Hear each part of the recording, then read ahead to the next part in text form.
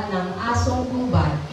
Ang dahilan nito, sa disyerto ako'y nagpabukal ng sagarang tubig para may mainom ang aking hinirang. Sila'y nilalang ko at aking hinirang upang ako'y kanilang papurihan. Ang salita ng Diyos. Salamat sa Diyos.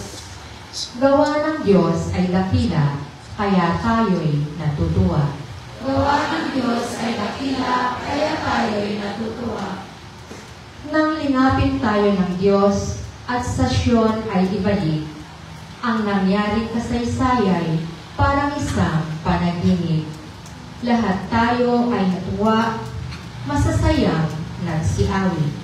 Gawa ng Diyos ay dakila, kaya tayo'y natutuwa. Ang sabi ng mga bansang nagmamasid sa paligid, ang ginawa ng Diyos nila ay dakila, anong rikit. Dakila ngang masasabi, pambihira ang ginawa, kaya naman kami ngayon, kagalakay, di kawasan. Gawa ng Diyos ay dakila, kaya tayo'y natutuwa. Kung paanong inuulan yung mga tuyong batis sa sariling bayan namin, kami poon ay ibalik. Silang mga nagbubukid na nagtanim na may luha, bayaan mo na mag-aning, masasaya, natutuwa. Gawa ng Diyos ay dakila, kaya tayo'y natutuwa. Yung mga nagsihayong dalay binhit na nanangis, ay aawit na may galak, dalay ani, pagbalik.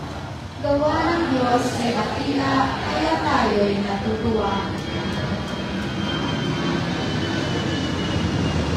Kung ituturing natin si Kristo bilang sentro ng ating buhay, higit na sisidhi ang pagkilala natin sa Kanya at makikibahagi tayo ng ganap sa buhay niya. Ito ang pinatutunayan ni Pablo sa mga mananampalataya sa Filipos. Ang ikalawang pagbasa. Pagbasa mula sa sulat ni Apostol San Pablo sa mga taga-Filipos.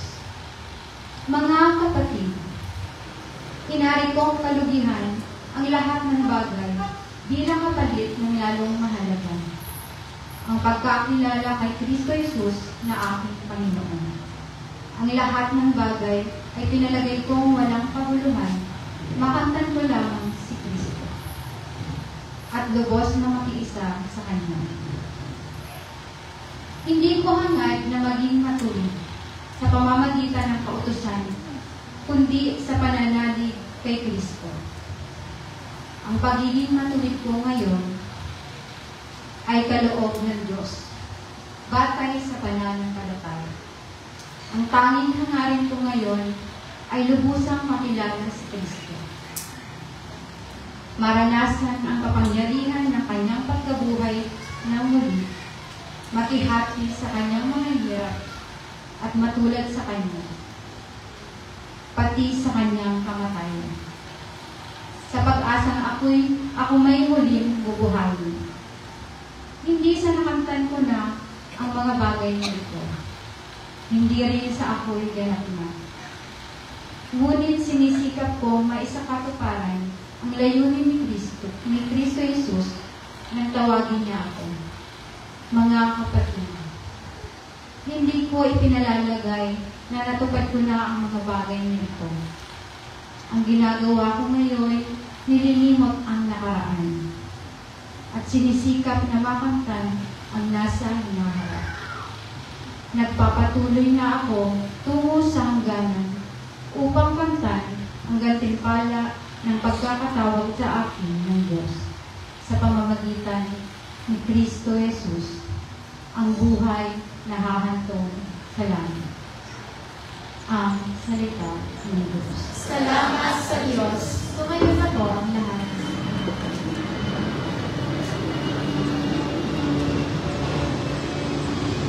Ikaw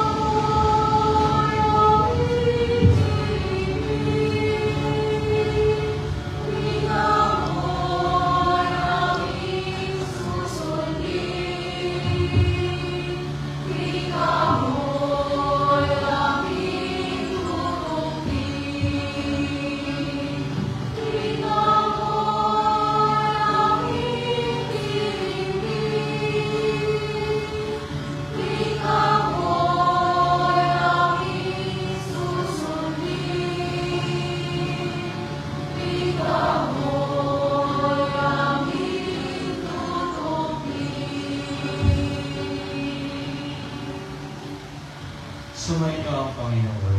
At sa iyo, Ang mabuting balita ng Panginoon ayon kay San Juan. papuri sa iyo, Panginoon. Noong panahon iyon, si Jesus ay pumunta sa bundok ng Olivo. Kinaumagahan ay nagbalik siya sa templo. Lumapit sa kanya ang lahat, kaya tumupo siya at sila'y tinuruan. Noon ay dinala sa kanya ng mga eskriba at ng mga pariseyo ang isang babaeng nahuli sa pakikiapid. Pinatayo ito sa harapan nila at sinabi kay Jesus, Guro, ang babaeng ito ay nahuli sa pakikiapid ay sa kautosan ni Moises. Dapat patuhin hanggang sa mamatay ang gaya niya. Ano ang masasabi mo? Tinanong nila ito upang subukin siya nang may maisumbong sila laban sa kanya. Ngunit yumuko si Jesus at sumulat sa lupa sa pamamagitan ng daliri. Ayaw nilang pigilan ng katatanong si Jesus. Kaya siya binignan niya at sinabi na ganito, Sino man sa inyo ang walang kasalanan ay siyang maunang bumato sa kanya. At muli siyang yumuko at sumulat sa lupa. Nang marinig nila ito, sila'y isa-isang umalis simula sa pinaka-matanda. Walang naiwan kundi si Jesus at ang babaeng naroon pa rin sa harapan niya. Tinignan siya ni Jesus at tinanong, Nasaan siya? Wala bang nagparusa sa iyo? Wala po, Ginoo, sagot ng babae. Sinabi ni Jesus, hindi rin kita parurusahan. Umayo ka at huwag ka nang magkasala. Ang mabuting balita ng Panginoon. Pinupuri ka namin, Panginoong Jesucristo. Magsiupo na po ang lahat. Isang mapagpalang hapon po sa ating lahat. Ito, batiin mo katabi mo, sabihin mo, kapatid. Good afternoon. Sabihin mo sa kanya, Happy Fiesta. Happy Fiesta po sa kawan ng San Vicente. Ang Fiesta, palakpakan natin ng Panginoon. Ang minamahal kong kapatid, tanongin mo ulit yung katabi mo. Tanongin mo siya, sabihin mo sa kanya, alam mo siya, sabihin mo, marunong ka bang mag-sorry? Hindi ba nag-iisip eh? Mga minamahal kong kapatid, tayo mga Pilipino, tayo mga tao, minsan, nahihirapan tayo mag-sorry. Dahil sa mga kasalanan, minsan hindi naman natin inaako. Mga walang accountability. O yung hindi naman hanggang magsisi sa mga nagawang kasalanan. Ngunit, sa ating pong pagbasa ngayon, sinasabi po sa atin ng Panginoon na may biyaya na ibinibigay sa mga taong nagsisisi sa kasalanan. Amen? Ito na mo rin po kami mo. Marunong ako bang mag-sorry? Yung iba, labas sa ilo kapag nagsasorry. Sorry na. O kaya, sabihin mo ba, sorry na kasalanan mo kasi. Diba? Isa ganun tayo. Sa ating mong kada misa, bago tayo nagsimula ng misa, palaging meron tayong penitential right. Di ba? Bahagi ng misa ang pagsisisi sa kasalanan. Ano yung sinasabi natin? Inaamin ko sa makapangyarihan ng Diyos at sa iyo mga kapatid na lubha ko ng kasala sa isip, sa salita, sa lahat. Ito yung paraan natin para magsabi sa Panginoon na sorry, pasensya na po, pagkasala ako. Ngunit ano ba ang kahalagahan ng pagsisisi? Ang pagsisisi po ay daan ng Diyos upang buksan niya muli ang kanyang puso sa atin. Dahil siya naman palagi nagpapatawad, tayo ay lumalapit sa Kanya upang magsisi at magbagong buhay. Kaya sa mga taong nagsisisi at nagbabagong buhay, may tatlong biyaya na ibinibigay sa atin. Ano po yun? Number 1 ay binibigay ng Diyos sa mga taong nagsisisi ay kapayapaan ng puso. Pakiulit po. Kapayapaan ng puso. Diba kapag tayo ay nagsisisi, ang binibigay po sa atin ay peace of mind. Di mo ba? Sa ating po unang pagbasa, narinig po natin na sinabi po ng Panginoon na meron isang kapangyarihan na panibaguhin ang lahat. Di po ba? Sinabi dito na kahit ang desyerto ay kaya niyang lagyan ng ilog upang magbigay ng buhay. Kayo din po, tayo din po ay kayang baguhin ng Panginoon, mas lalo kapag tayo ay ibinibigay natin ang ating sarili sa Kanya ng buong buo. Kapag tayo ay nagsisisi at nagbabagong buhay sa ating sarili. Kaya po mga minamahal kong kapatid, kapag tayo daw ay nagsisisi na kaya ng Panginoon na baguhin ang ating puso. Puso na nagagalit, puso na irritable, puso na hindi tumatanggap ng pagkakamali at binibigyan niya ito ng kapayapaan. Hindi po ba kapag tayo ay walang galit sa ating puso, kapayapaan ang ating tinataglay, nakakatulog tayo ng mahimbing, at iyan ay hindi nabibili ng pera. Ang peace of mind o kapayapaan ng puso ay hindi kayang bilhin ng salapi na ipinapagkaloob sa atin ng Panginoon. Amen?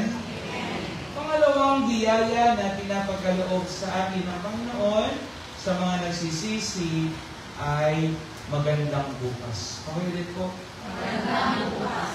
Sa ating pong pangalawang pagbasa, narinig po natin yung patotoo po ni San Pablo. At sino ba si San Pablo? Si St. Paul. Di ba siya ay dating taga-usig ng mga Kristiyano? Pinagpapapatay niya yung mga Kristiyano dahil sa paniniwala na sila ay mga heretiko.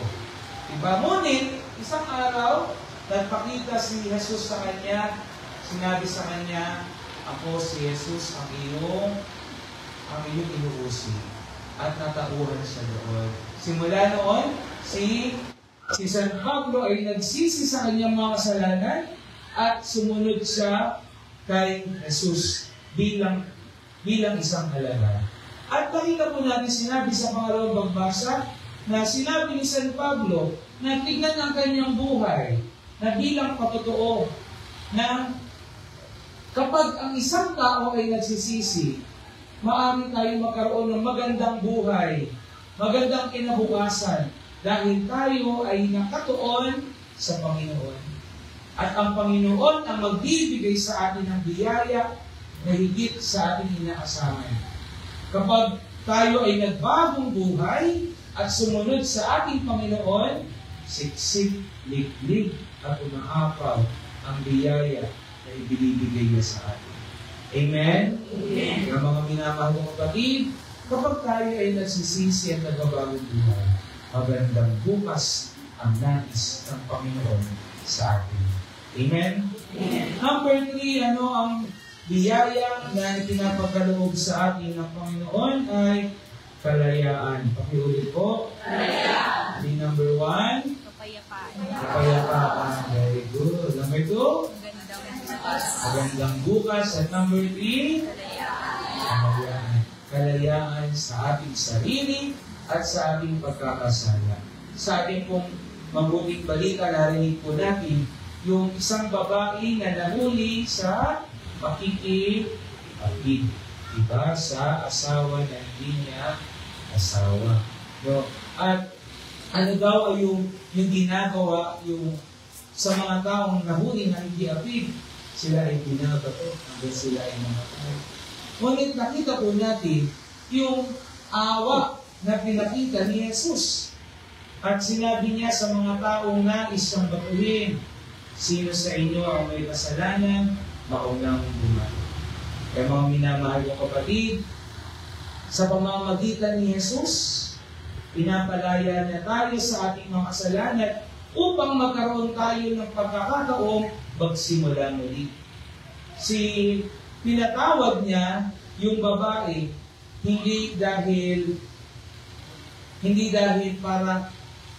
para ulitin yung muli yung kasalanan niya. Pinatawad niya dahil naniniwala siya at umaasa na magiging maayos muli ang kanyang buhay. sa mabuting paraan. Kaya mga minamahal ng kapatid, nais ng Diyos na palayain natin ang ating sarili sa ating mga kasalanan. Kasi madalas, tayo ay nakahawak pa din doon sa mga pagkakasalas natin noong nakaraan. Kadalasan sa atin, tayo ay namumuhay sa nakaraan. Kaya ang dapat natin gawin, patawarin natin ang ating sarili sa nakaraan nating buhay. Dahil ang Diyos, binibigyan niya tayo ng bagong pag-asa, bagong simula, na tayo ay hindi nagtatapos dahil tayo ay hindi nadidiktahan ng ating nakaraan. Kung meron lang tayo kasalanan ng nakaraan, pinapatawad na tayo ng Diyos, lalo kapag tayo ay namumumpisay. Kaya po, sa pamamagitan ng awa ng Diyos, binibigyan niya tayo ng panibagong kinabukasan, pagkalaya sa ating sarili. Amen? Amen. Tatlong bagay, biyaya ang pinapagkaloob sa atin ng Diyos kasalo sa mga nagsisisi. Number 1, kapayapaan ng puso, katiwasayan ng damdamin, at malinis na buhay. Pangalawa, Magandang bukas. bagong direksyon, bagong layunin, bagong bukas. Pangatlo, kalayaan sa sarili, kalayaan na kumawala sa galit at sa mga sugat ng kahapon at yakapin ang pagkakataon, bagong pagkakataon na ibinibigay sa atin ng Diyos. Amen? Amen. Ngayon po ay pinagdiriwang natin ang kapistahan, isang Desente na dapat po kahapon. Isang Desente po ay isang alagad ng pagsisisi, ng pagbabagong loob. Palagi niyang pinoproclaim, sinasalita ang pagsisisi, ang biyaya ng pagsisisi ng Panginoon sa Panginoon. Dahil ang Diyos ay Diyos ng kapayapaan, Diyos ng pag-ibig, at nais na tayo bumalik sa Kanya. Kaya mga minamahal ko kapatid, tularan po natin si San Vicente, tayo po ay lumapit sa Panginoon sa pamamagitan ng pagsisisi sa ating mga kasalanan. Amen. Magsigayin po tayo lahat, ipahayag natin ang ating pananampalataya. Sumasampalataya ako Sa Diyos ang makapangyarihan sa lahat, na may gawa ng langit at lupa. Sumasampalataya ako kay Jesucristo, iisang anak ng Diyos, Panginoon natin lahat. Nagkatawang tao siya lang ng Espiritu Santo, ipinanganak ni Santa Maria Virgen, pinagpakasakit ni Poncio Pilato, pinako sa krus na matay inilibing, nanaog sa kinaroonan ng mga yumao, nang may 3 araw na buhay namang muli, umakyat sa langit, naluluklok sa kanan ng Diyos Amang makapangyarihan sa lahat, doon magmumula ang paririto at hukom sa nangabubuhay at nangamatay na tao. Sumasampalataya naman ako sa Diyos Espiritu Santo, sa banal na simbahang Katolika, sa kasamahan ng mga banal, sa kapatawaran ng mga kasalanan, sa pagkabuhay ng muli ng namatay na tao, at sa buhay na walang hanggan. Amen. Habang papalapit na mga mahal na araw, humihiling kami sa iyo, Ama, na panatilihin mo ang iyong pagkahabag sa amin upang tuluyan kami makasakit sa pagbabagong buhay na aming hinahangad at maging marapat na kamanggap ng biyaya ng muling pagkabuhay ng iyong anak. Tayo'y dumalangin. Panginoon, bigyan mo ang aming panalangin. Panginoon, bigyan mo ang aming panalangin. Maipahayag nawa ng mga namumuno sa simbahan ang mabuting balita na may tapang sa gitna ng realidad ng pagkamuhi, pagsisinungaling at pag-uusig. Manalangin tayo. Panginoon, ibigay mo ang aming panalangin. Maisulong nawa ng mga namumuno sa pamayanan ang katarungan para sa mahihirap at pagtatanggol sa dignidad ng bawat mamamayan. Manalangin tayo. Panginoon, ibigay mo ang aming panalangin. Akayin nawa ng mga tatayong saksi at mga katekista ang mabibinyagan tungo sa landas ni Kristo. Manalangin tayo. Panginoon, higit mo ang aming panalangin. Sa pamamagitan ng pagpapakasakit ni Kristo, magtulungan nawa ang bawat binyagan na lumikha ng komunidad kung saan naghahari ang awa, pagkakasundo, at pag-ibig ng Diyos. Manalangin tayo.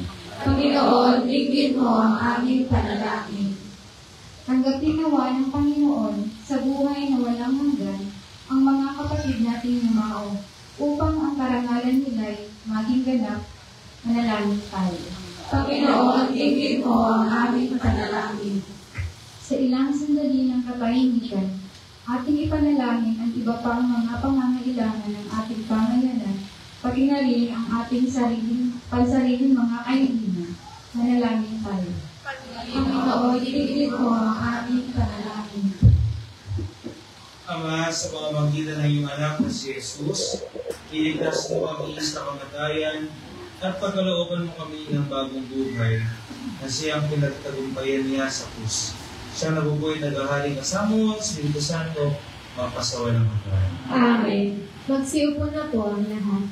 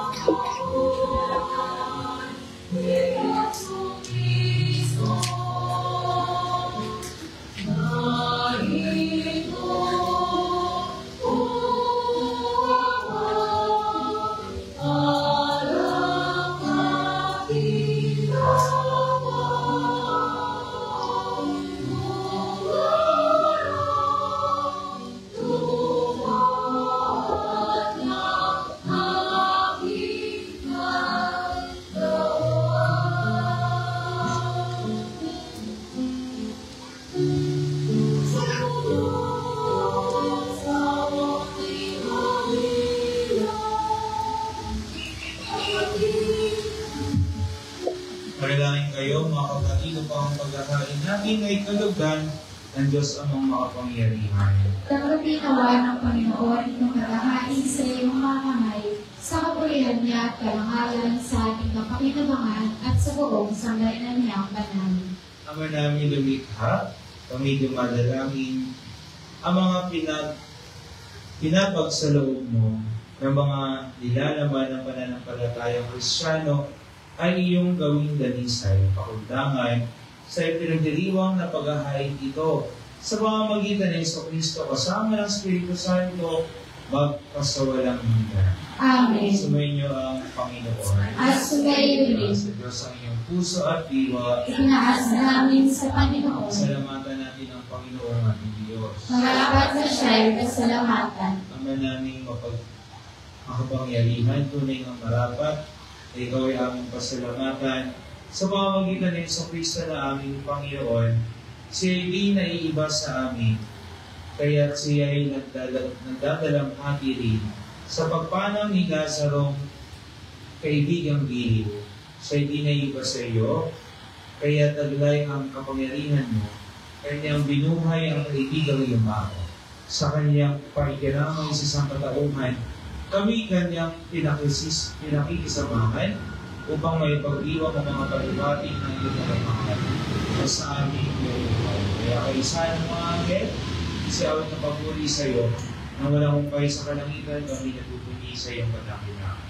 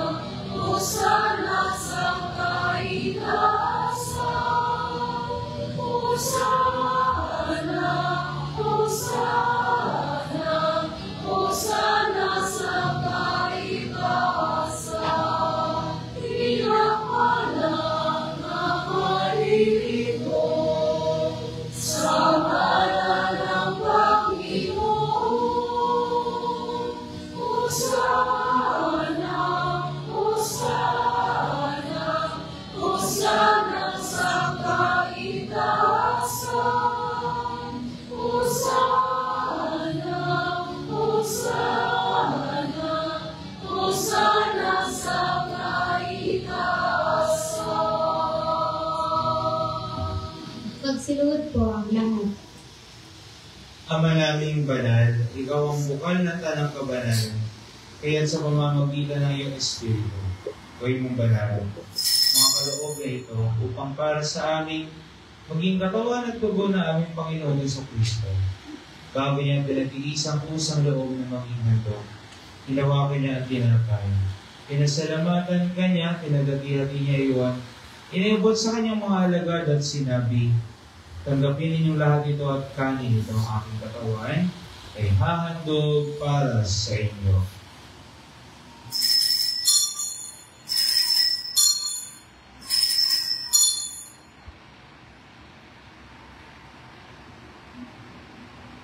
Kaya hindi naman noong matapos ang hapunan, hinawakan niya ang kalis. Hindi kanyang pinasalamatan, inibot niya ang kalis sa kanyang mga alagad at sinabi, tanggapin ninyong lahat ito at inumin ito ang kalis ng aking dugo ng bago at walang hanggang tipan ng aking dugo ay lubuhos para sa inyo at para sa lahat.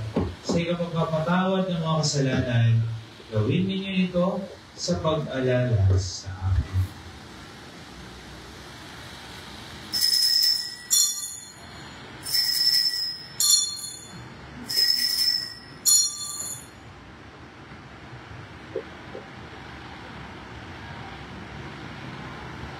Ipagunyin natin ang misteryo ng pananampalataya.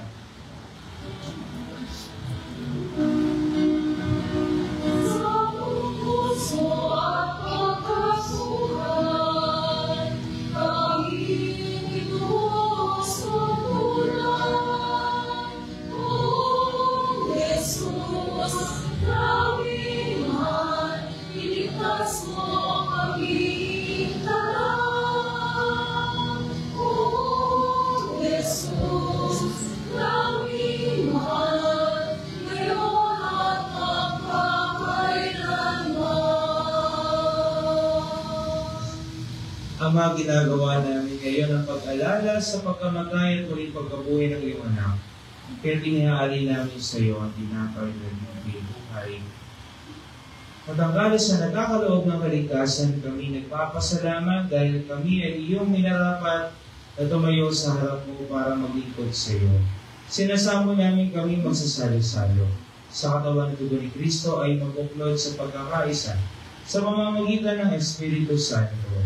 Ama, lingapin mo ang iyong simbahang laganap sa buong daigdig. Puspusin mo kami sa pag-ibig kay San Francisco, naming Papa, ni Milo Hubert, naming Obispo at Tanta ng Kaparian. Alalahanin mo rin ang mga kapatid namin na hinday. na may pag-asang sila'y muling mabubuhay. Gayon din ang lahat ng mga pumanaw, kaawaan mo sila at patuloyin sa iyong kaliwanagan. Kaawaan mo at pagdapating kaming lahat ng makasalo sa iyong buhay na walang wakas.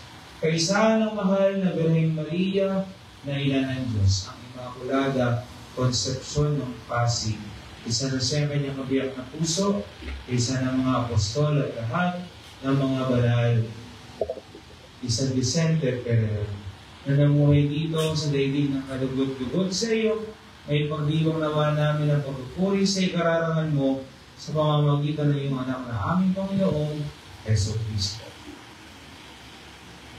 Sa pamamagitan ni Kristo, kasama niya at sa Kanya, ang lahat ng parangal at papuri ay sa iyo, Diyos Amang makapangyarihan, kasama ng Espiritu Santo, magpasawalang hanggan.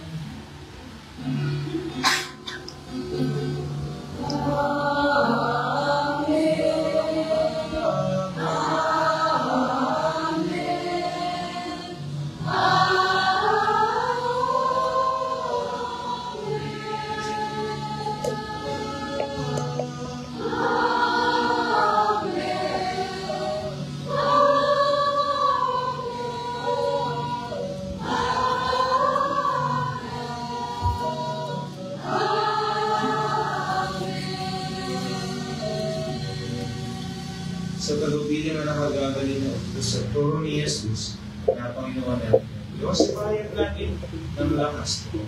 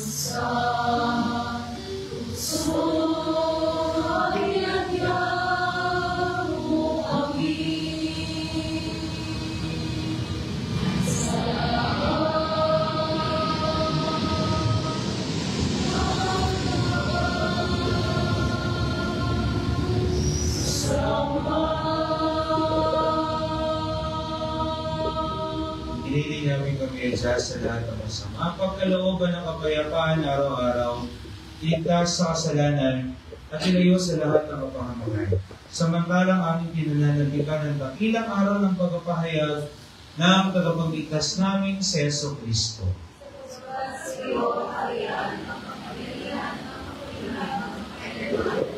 Panginoong Jesucristo, sinabi mo sa iyong mga apostol, kapayapaan ang iniiwan ko sa inyo, ang aking kapayapaan ang ibinibigay ko sa inyo, tunghayan mo ang aming pananampalataya at huwag ang aming mga pagkakasala. Pagkalooban mo kami ng kapayapaan at pagkakaisa, ayon sa iyong kalooban, kasama ng Espiritu Santo, magpasawalang hanggan. Amen. Ang kapayapaan ng Panginoon ay laging sumainyo. At sumainyo. Bigayan po kayo ng kapayapaan sa isa't isa. Please, be with you all.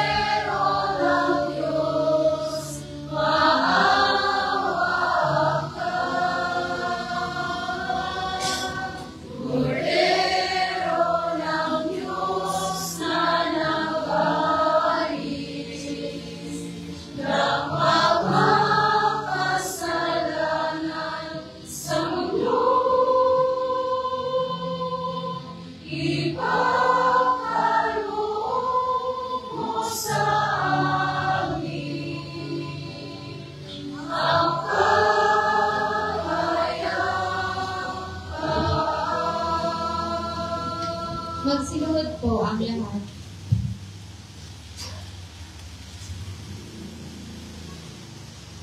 Kapatid, dahil si Jesus ang kordero ng Diyos. Siya nag-aalis ng mga kasalanan sa libutan, pagpalat tayo na anyayaan sa kanyang piging. Panginoon, hindi ako karapat-dapat na magpatuloy sa iyo, ngunit sa isang salita mo lamang ay gagaling na ako.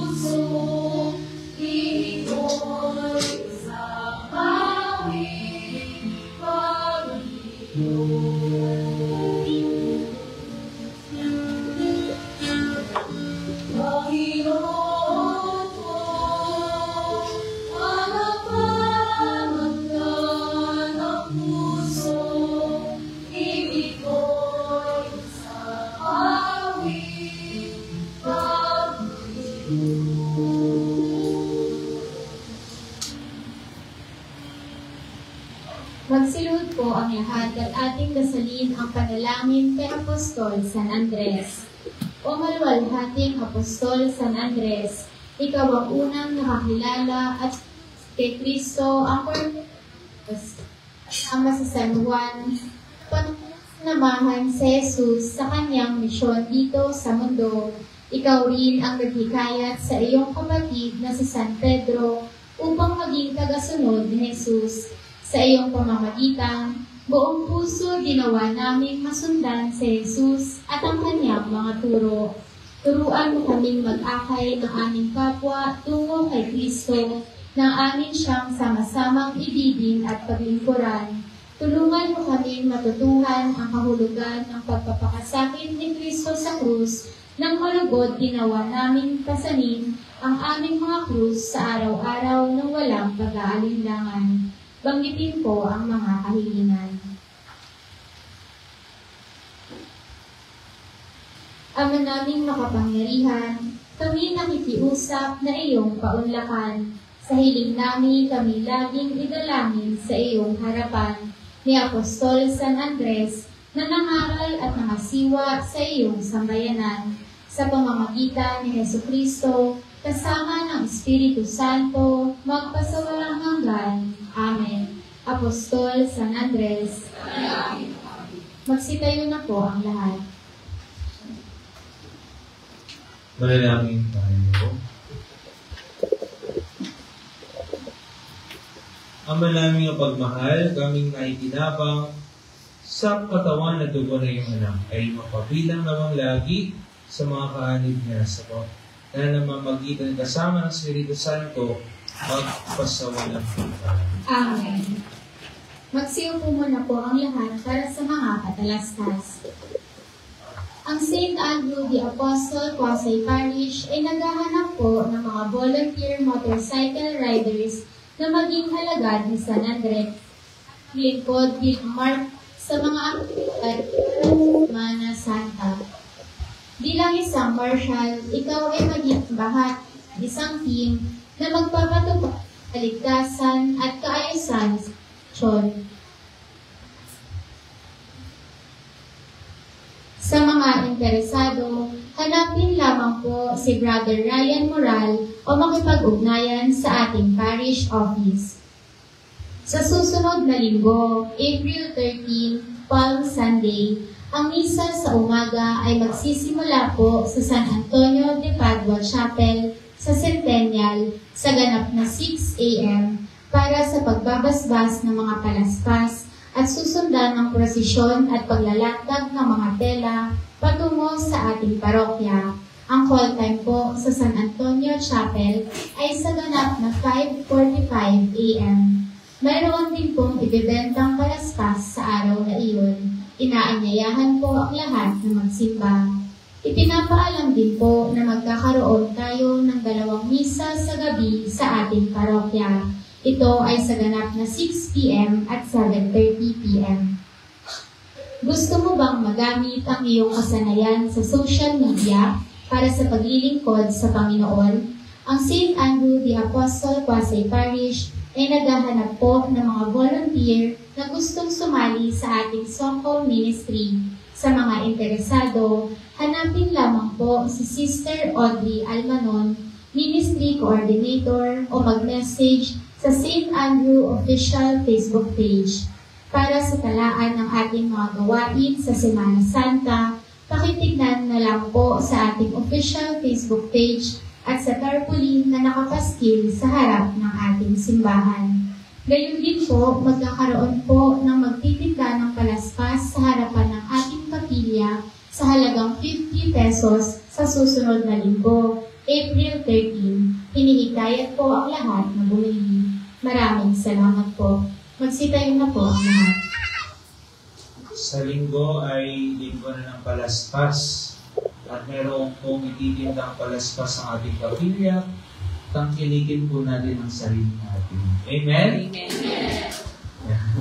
Ang mga minamahal ko kapatid, dagdag ko lang po sa announcement. Naghahanap pa po kami ng mga batang 5 years old to 9 years old na maging angels sa darating po Semana Santa. Sige, pwede po mga 4 to 9 na lang. Sila po yung mga kakanta po dun sa palaspas, sa salubong, yung mga cute-cute na mga bata na po. Kaya kung meron po kayong mga kakilala o mga apo, pamangkin, anak, no, ay paki-recommend na lang po siguro sa chapel coordinators, sa kawan coordinators na lang po at sila mag-forward sa ating pong simbahan. Maraming pong salamat.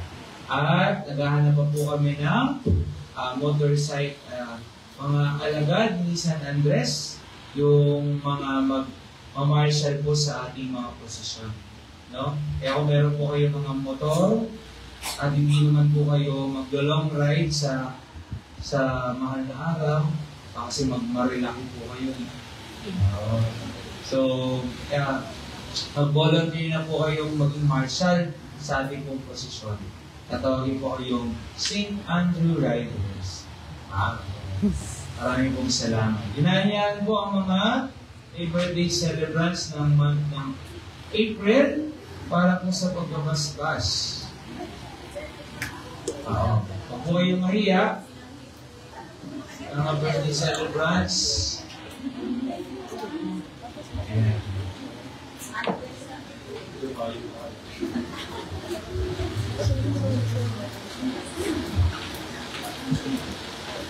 hindi po kayong mahiya, pansit lang po, okay na. Manalangin tayo, ilahad po natin ang ating kanang kamay para sa mga birthday celebrants. Ama naming Diyos, buong puso kami nagpapasalamat sa biyaya ng buhay at pag-ibig. Hinihiling namin ang iyong pagkabala sa mga nagdiriwang na kanilang kaarawan ngayong buwan ng Abril. Ipagkaloob po sa kanila ang kalusugan, kapayapaan at kagalakan sa mga darating na taon. Nawa ay lumago sila sa karunungan at grasya at laging maramdaman ang iyong pagbabay sa kanilang buhay. Hinihiling namin ito sa pamamagitan ng Kristo, kasama ng Espiritu Santo magpasawalang hanggan. Amen.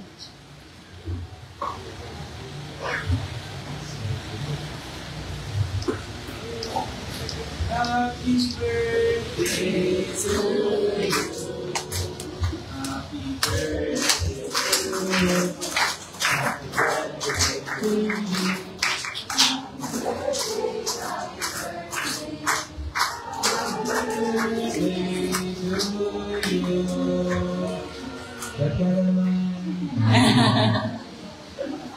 Ang minamahal ko kapatid, tatlong bagay, biyaya ang pinapagkaloob ng Diyos sa mga nagsisisi sa kasalanan.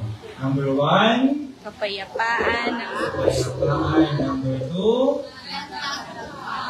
bukas. At number 3, kaya ngayon pong Semana Santa, nawa tayo po ay magsisi sa ating kasalanan ng bagong buhay at magbalik loob sa Diyos. Amen?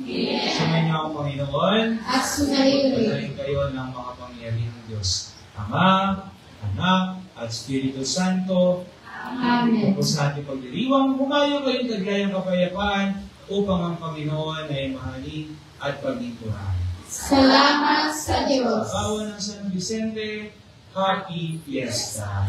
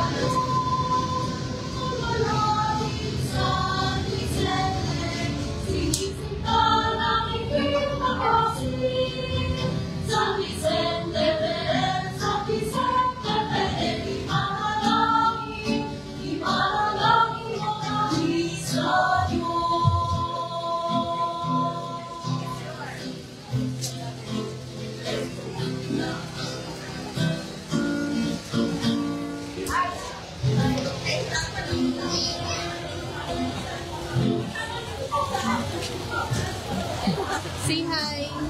Hi.